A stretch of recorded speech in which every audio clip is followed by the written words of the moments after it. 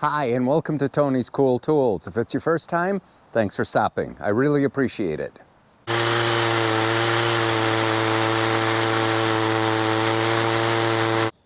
With an early spring this year, everyone's chomping at the bit to get outside and do some cleanup.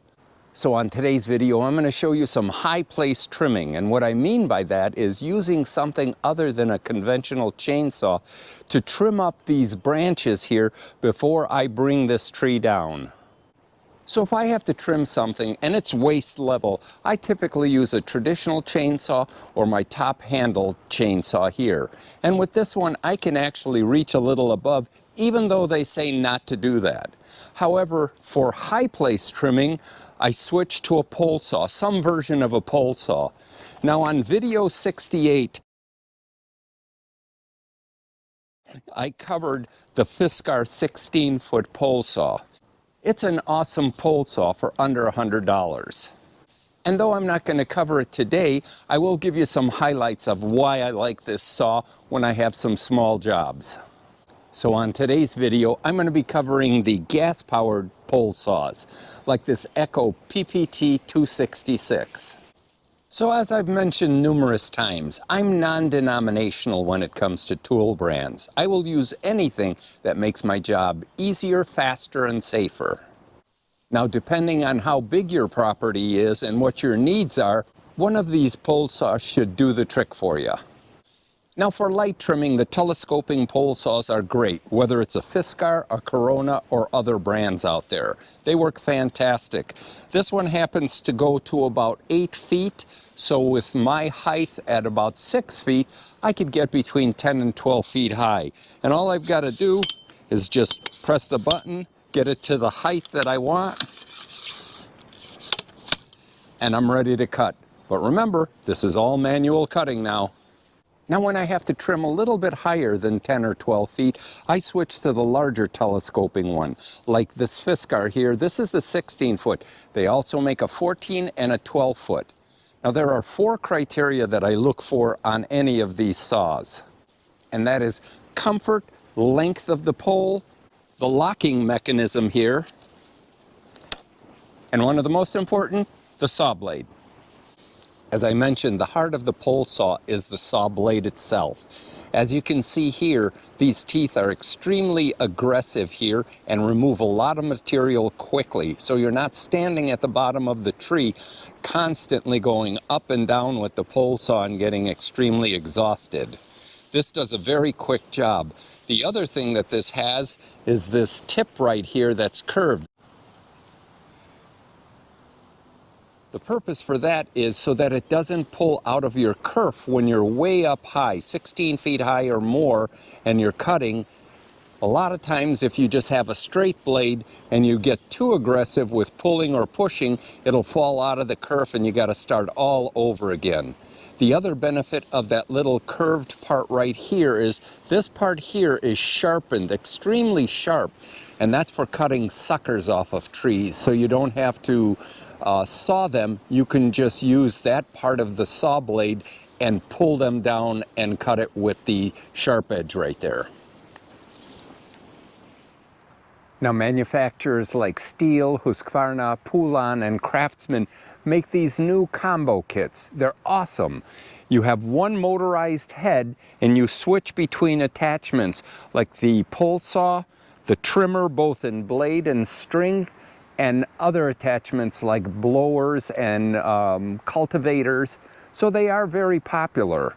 And with that head and that pole saw right there, I could reach to about 10 feet. So that'll do the trick. However, it does have a small blade on it there, or a small bar and chain. I believe it's about 8 inches. Now the last pole saw I wanted to show and discuss was this Echo PT 266. I've owned it for 9 years now. And though when I bought it, I didn't own acreage and I lived in a subdivision with only one tree, we had hunting property and we were trimming all the shooting lanes. And this was an indispensable tool. And as I said, it has seen hours of cutting.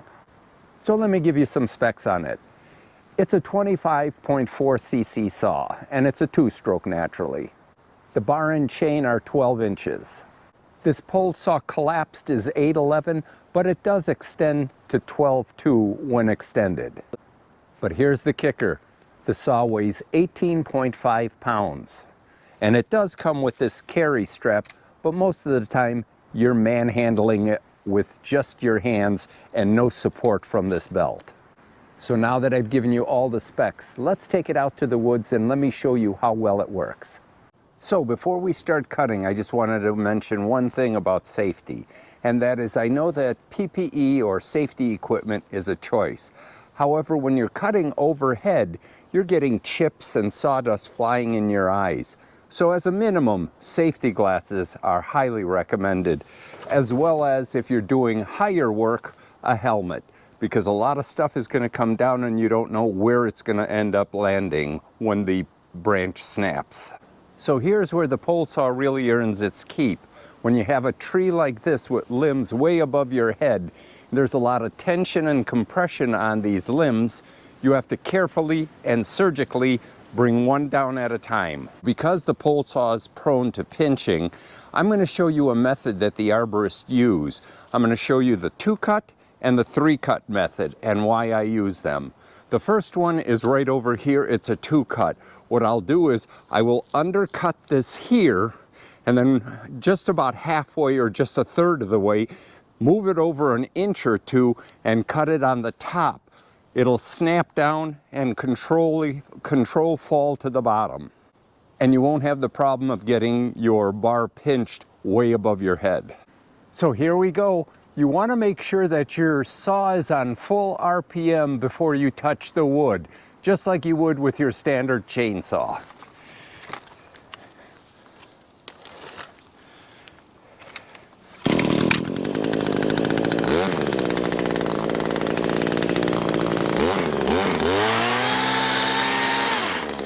We'll make our undercut first.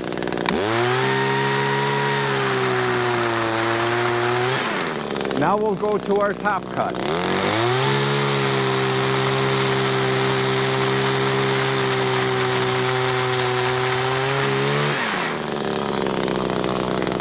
Now one thing I wanted to mention, on a branch this small, you could just make a straight downward cut, and most of the time your saw blade won't pinch. So the next cut I'm going to show you is the 3-cut method. And the purpose for that is we are trimming, we're not pruning, and I'll explain that in just a moment. The 3-cut is we're very similar to the cut we just made.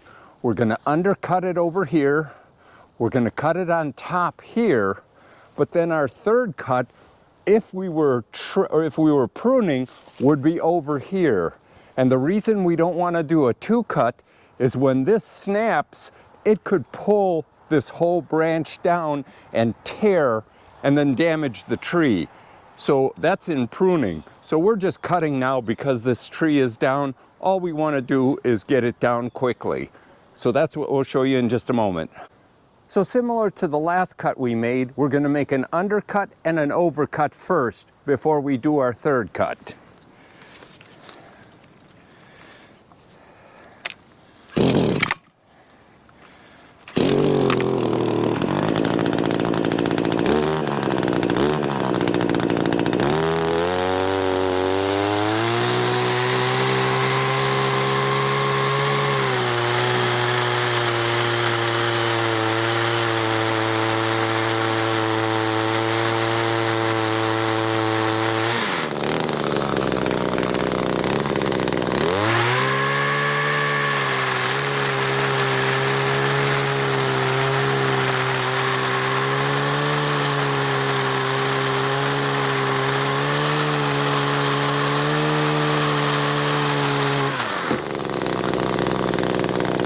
And now we'll go ahead and make the 3rd cut so it doesn't rip off any bark.